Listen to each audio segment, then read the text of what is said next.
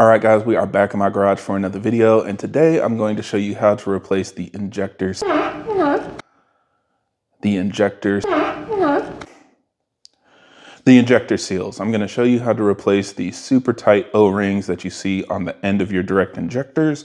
These are really difficult to replace without special tools, but thankfully I have all of that listed in the video description so that you will know how to replace this on your car. So we're going to go ahead and replace the injector seals on my 340i, and hopefully you guys find this video useful.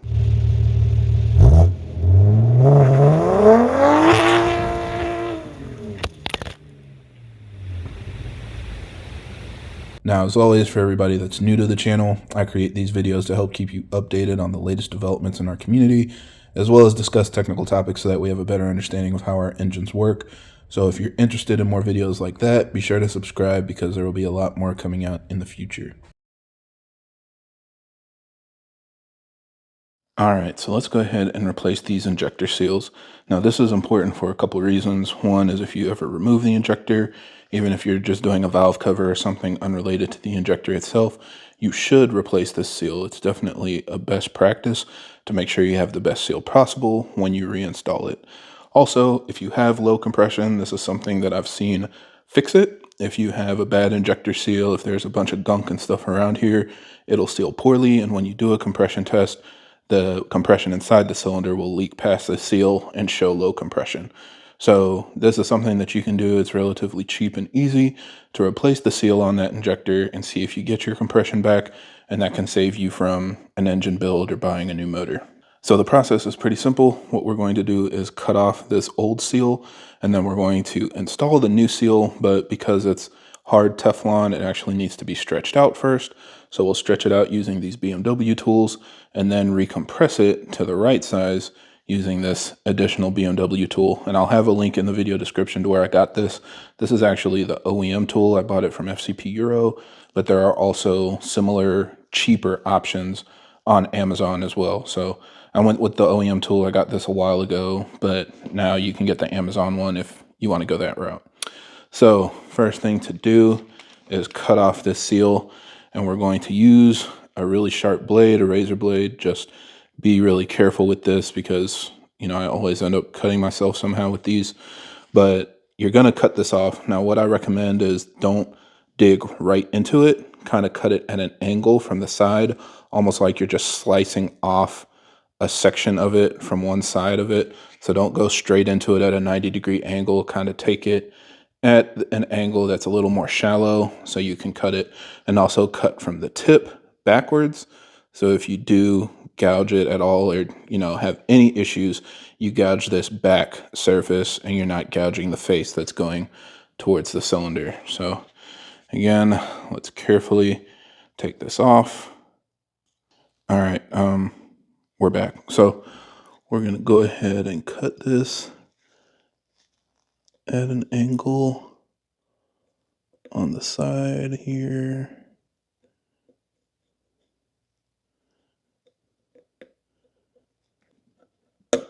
There we go.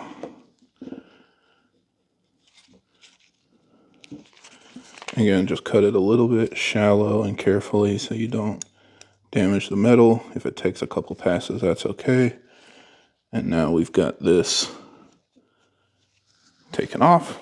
And then we've got a new injector seal right here. So we'll open this up. All right.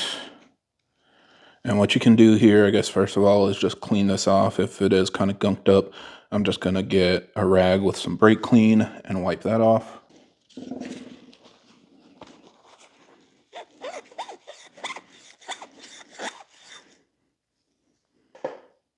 There we go, almost good as new.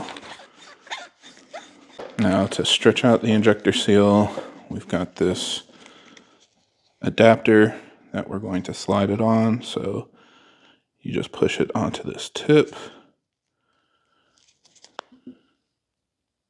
There we go. And then once you've got it on there a little ways, you got this BMW tool that should help you push it the rest of the way. Perfect.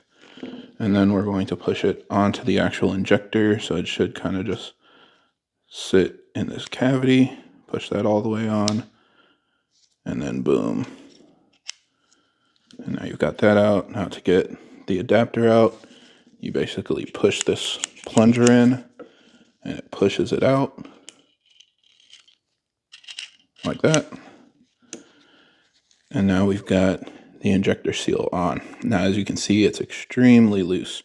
So the next thing we're going to do is compress it using this separate tool. It does help to kind of squeeze it by hand first, just to get it started before you actually push the tool on. And it kind of pre-compresses it before you actually compress it. So I just kind of hold it like this for maybe 20 or 30 seconds. So you slide this on, get it on there slowly, and it should seat all the way down once it's on properly. So just keep pushing until it bottoms out. All right, so this is how it will look when it's all the way fully seated. So it went on even farther, but after leaving it on for, I guess some people say 5 to 10 minutes. I don't think it takes that long, but it's been a couple minutes. Now we'll pull it back out carefully. There we go. And now it's fully seated. Yeah, looks pretty good.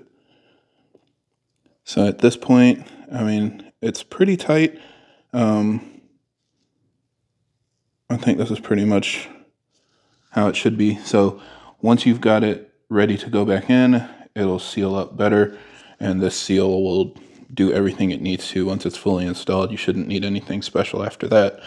But yeah, again, I recommend doing this process anytime you remove your injectors, and just taking a little bit of time to add this on there can help avoid issues with low compression, blow by, loss of power, struggling with idle. Pretty much all of that can be attributed to not replacing this after doing any service where you have to remove your injectors. So this just makes sure everything is operating as it should.